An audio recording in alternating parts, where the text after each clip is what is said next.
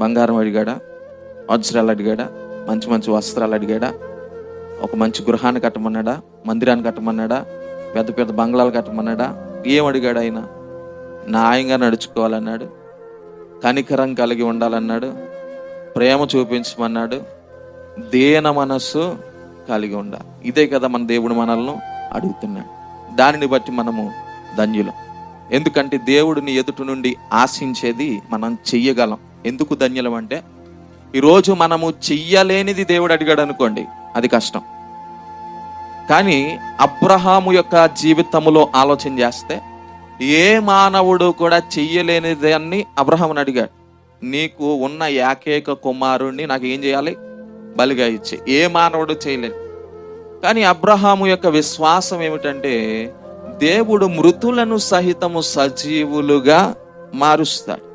నా కుమారుణ్ణి నేను